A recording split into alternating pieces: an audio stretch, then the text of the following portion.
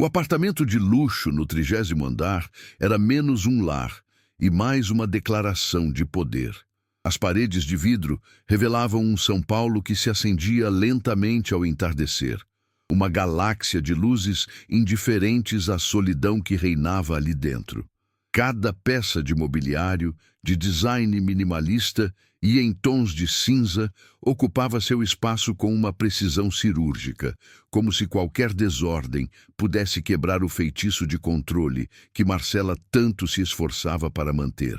O silêncio era denso, quebrado, apenas pelo zumbido distante do trânsito e pelo sistema de climatização que mantinha o ar perpetuamente frio. Naquele ambiente asséptico, Marcela observava o horizonte, a expressão em seu rosto tão impenetrável quanto o vidro que a separava do mundo. Ela era a rainha daquele castelo de gelo, uma fortaleza que a protegia de tudo, especialmente do calor humano que ela secretamente temia e desprezava. Ana terminava de arrumar a pequena mochila do menino, seu movimento contrastando com a rigidez do ambiente. Suas roupas eram simples, mas seu sorriso, mesmo cansado, parecia a única fonte de luz genuína em todo o apartamento. Marcela se virou, sua voz cortando o ar com a frieza de sempre. Preciso que você fique até mais tarde hoje, Ana. Uma teleconferência com a Ásia, impossível de adiar. Não era um pedido, era uma ordem velada.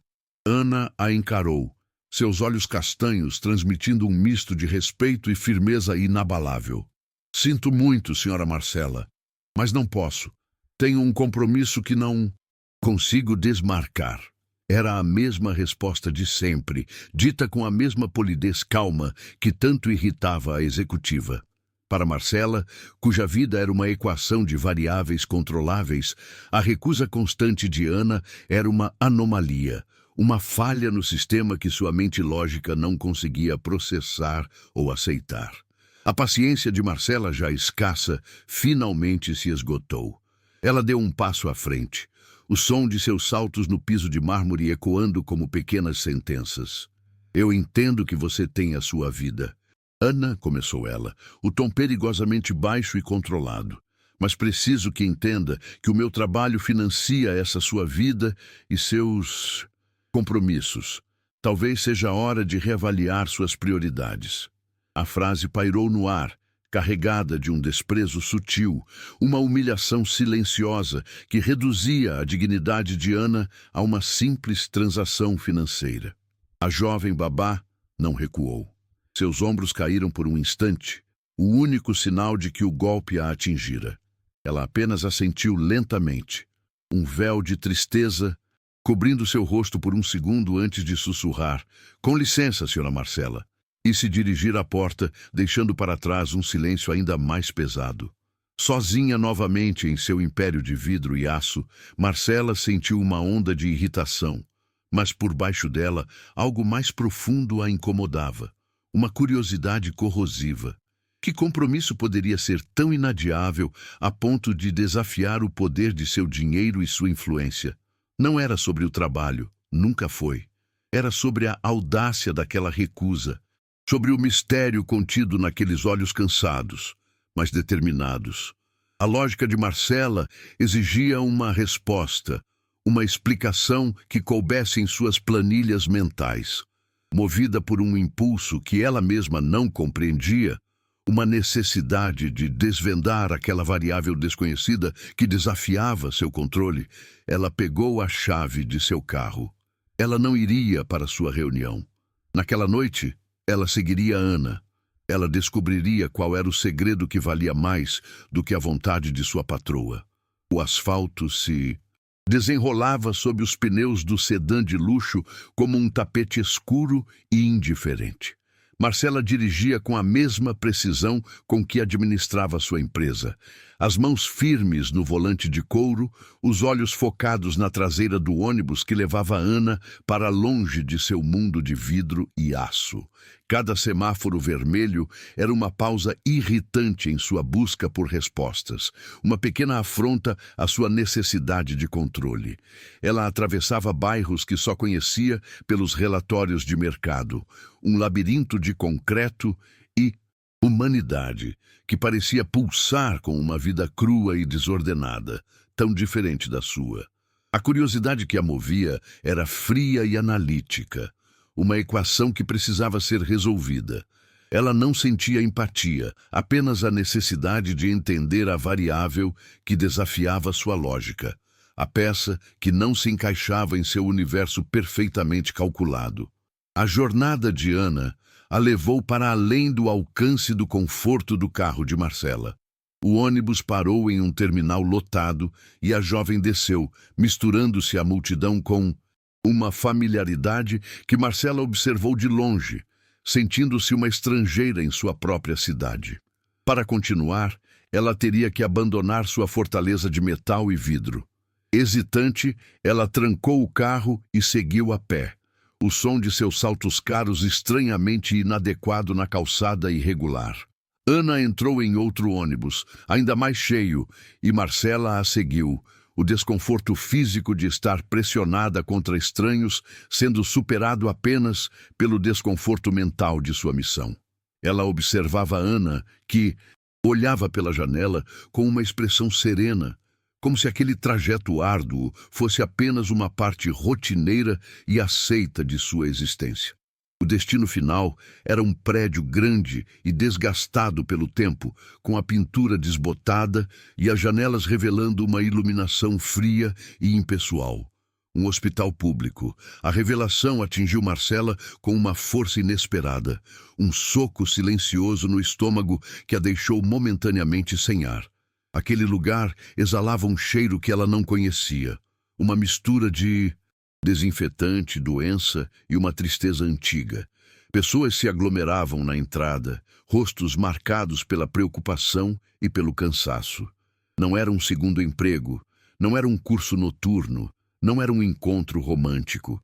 O compromisso inadiável de Ana era ali, naquele epicentro de dor e esperança precária.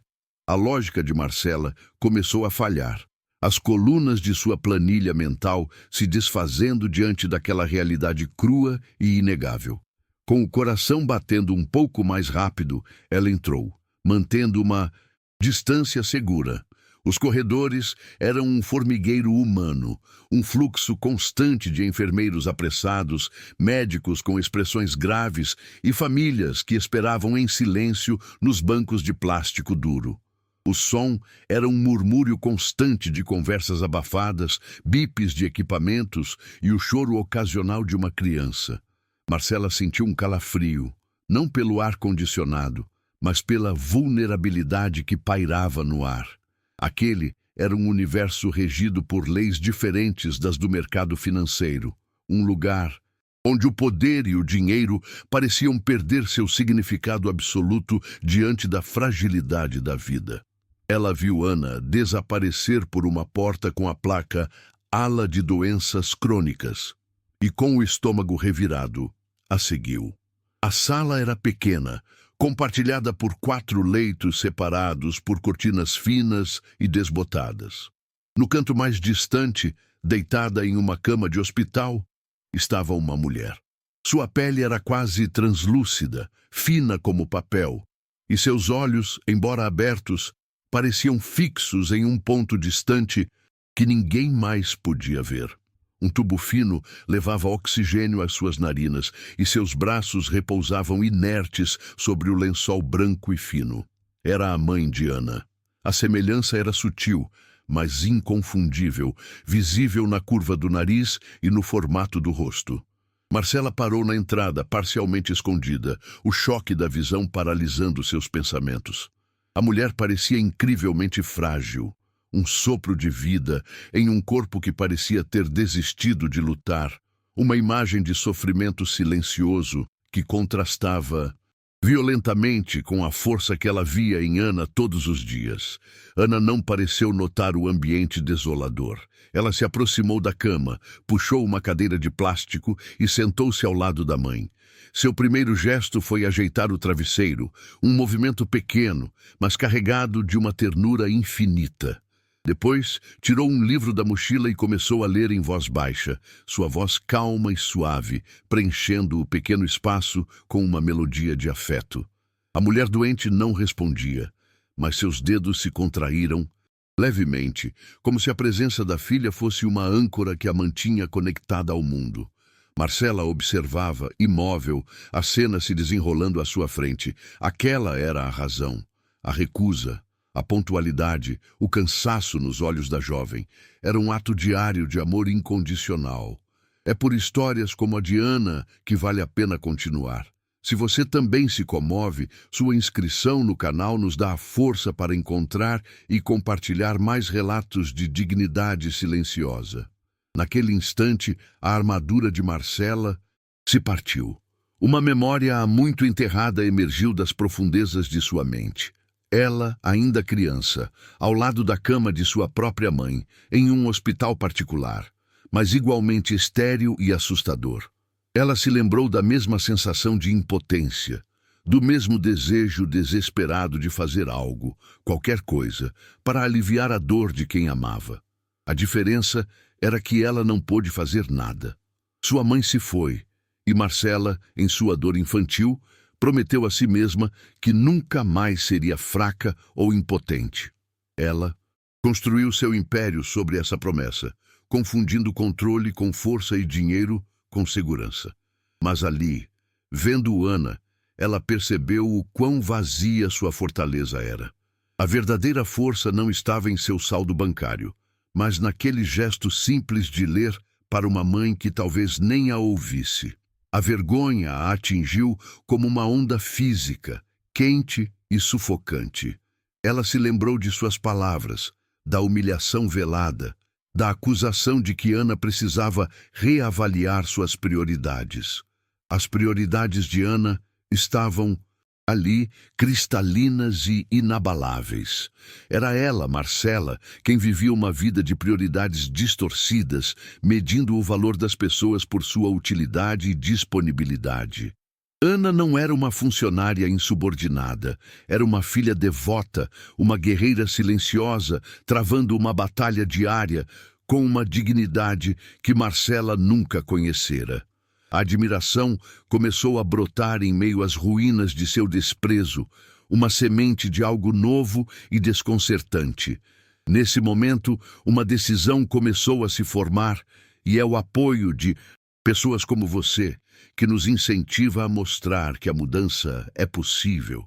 Considere se inscrever para acompanhar jornadas de transformação como esta.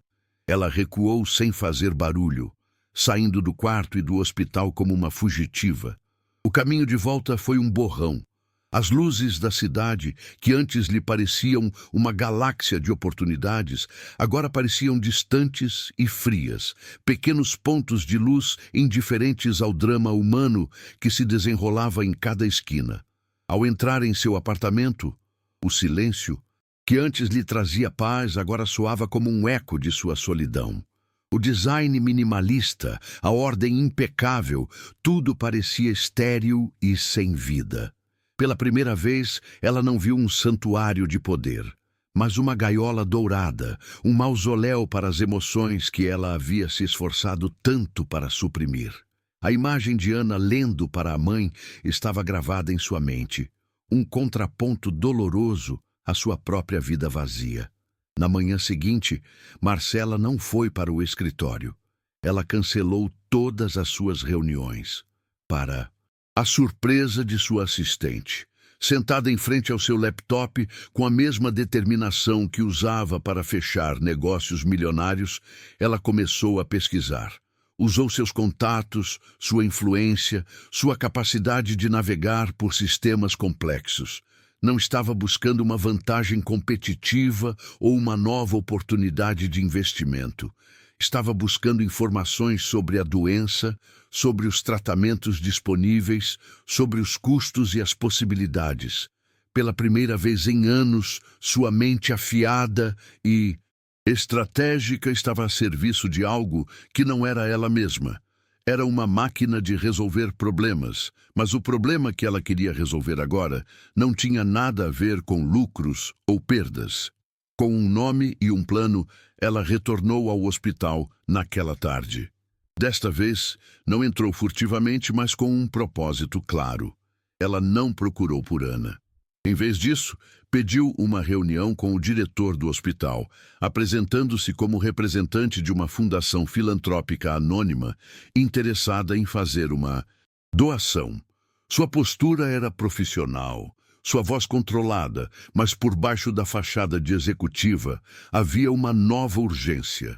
Ela ouviu atentamente o diretor descrever a situação da mãe de Ana, a gravidade da condição, a necessidade de um tratamento caro e a longa fila de espera do sistema público. Cada palavra era uma confirmação do peso que a jovem babá carregava nos ombros todos os dias, sozinha e em silêncio. Ao final da conversa, a decisão de Marcela já estava tomada, selada não por um contrato, mas por uma convicção interna que ela mal reconhecia. Ela se comprometeu a cobrir todos os custos do tratamento, da medicação à cirurgia, se necessária. A única condição era o anonimato absoluto. O diretor, acostumado ao desespero e à falta de recursos, a olhou com uma mistura de choque e gratidão. Para ele, era um milagre. Para Marcela, era algo diferente.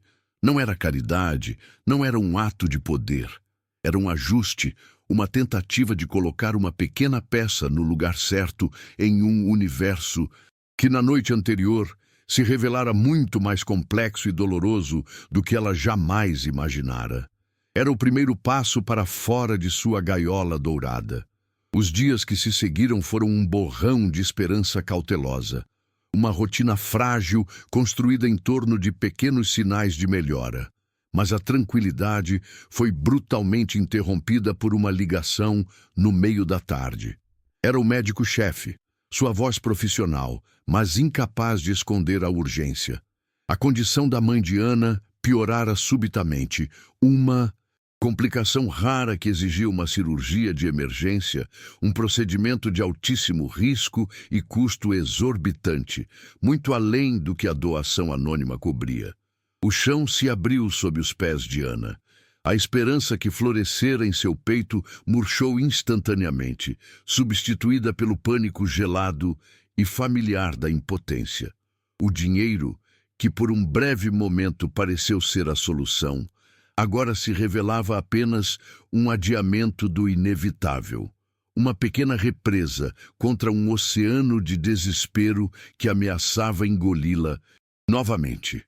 Enquanto Ana tentava processar o golpe, sentada em um banco do corredor com o celular ainda na mão, uma enfermeira mais velha se aproximou com um sorriso gentil. "Não perca a fé, querida", disse ela, tentando confortá-la. "Sua mãe tem um anjo da guarda poderoso.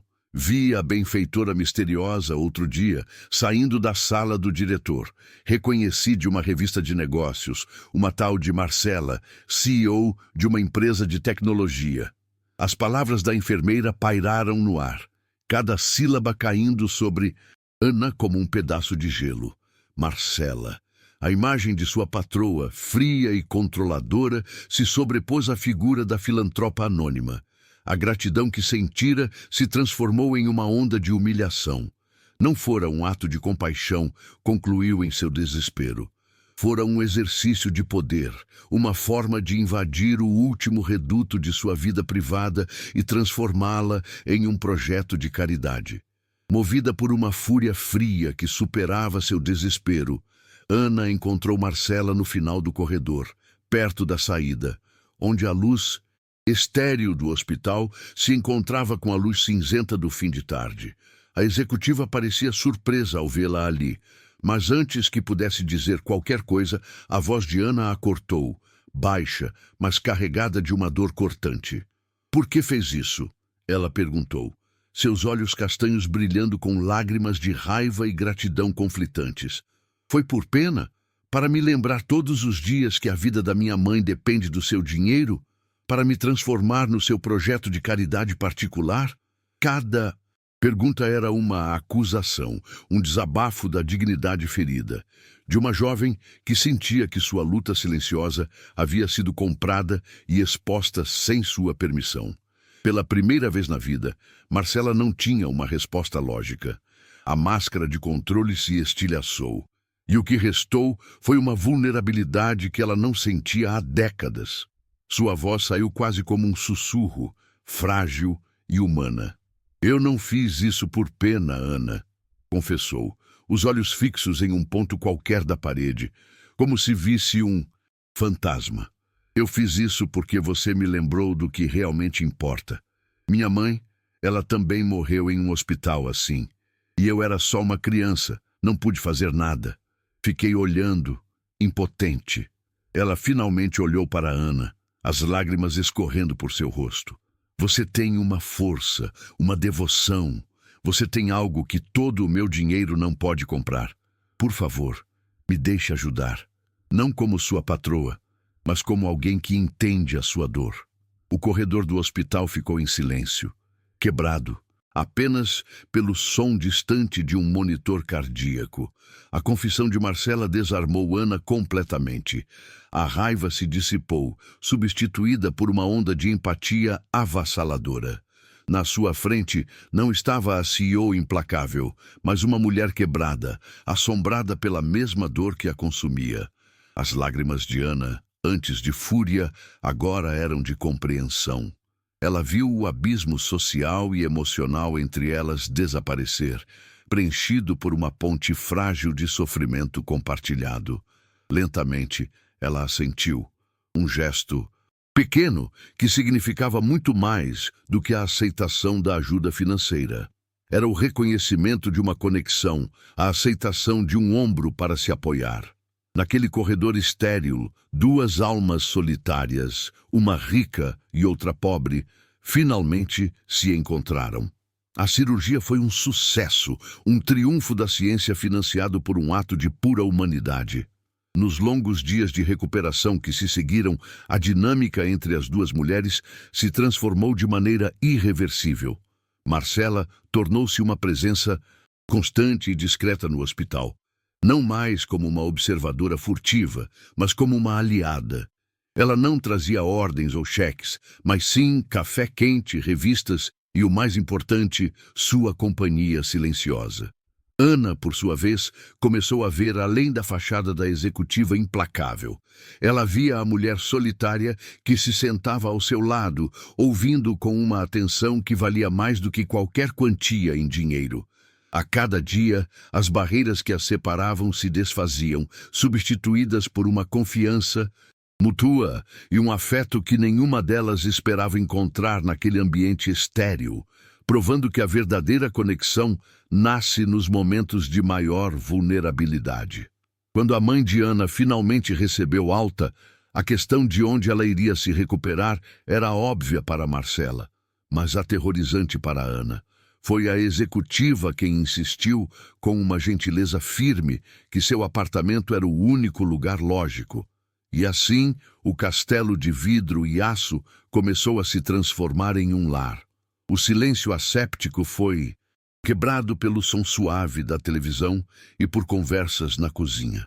O design minimalista foi suavizado pela presença de um andador, um vaso de flores coloridas na mesa de centro e o cheiro de comida caseira que Ana preparava. Marcela, pela primeira vez em anos, não se sentia invadida, mas acolhida em sua própria casa. Ela descobriu uma alegria inesperada em pequenos rituais. Ajudar a mãe de Ana com seus exercícios, ouvir suas histórias de infância e ver o sorriso genuíno florescer novamente no rosto da jovem que tanto admirava. Inspirada por essa transformação, Marcela percebeu que sua inteligência estratégica e seus recursos poderiam ter um propósito muito maior do que apenas acumular riqueza. Ela reestruturou sua vida e seus negócios, dedicando uma parte significativa de seu tempo e fortuna para criar algo novo. Nasceu assim a Fundação Laços, uma organização sem fins lucrativos, dedicada a fornecer apoio financeiro e logístico para famílias de pacientes com doenças graves, garantindo que ninguém tivesse que escolher entre o trabalho e o cuidado de um ente querido.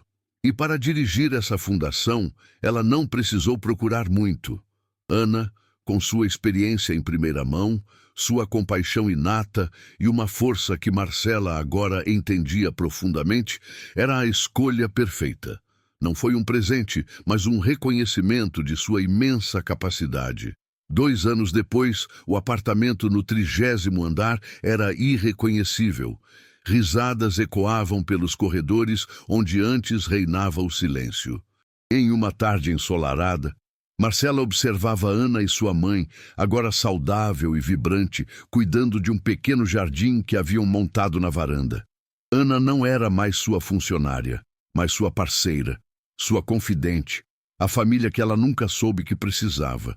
Marcela sorriu, um sorriso genuíno e sereno, ao perceber a verdade mais profunda de sua jornada. Na sua busca obsessiva por desvendar o segredo de Ana, ela acabou por descobrir o seu próprio. Ao oferecer uma mão para salvar a mãe de outra pessoa, ela, no final das contas, havia salvado a si mesma. É por isso que histórias como esta precisam ser contadas. Se você acredita no poder da transformação, sua inscrição nos ajuda a continuar iluminando a força que existe em cada um de nós.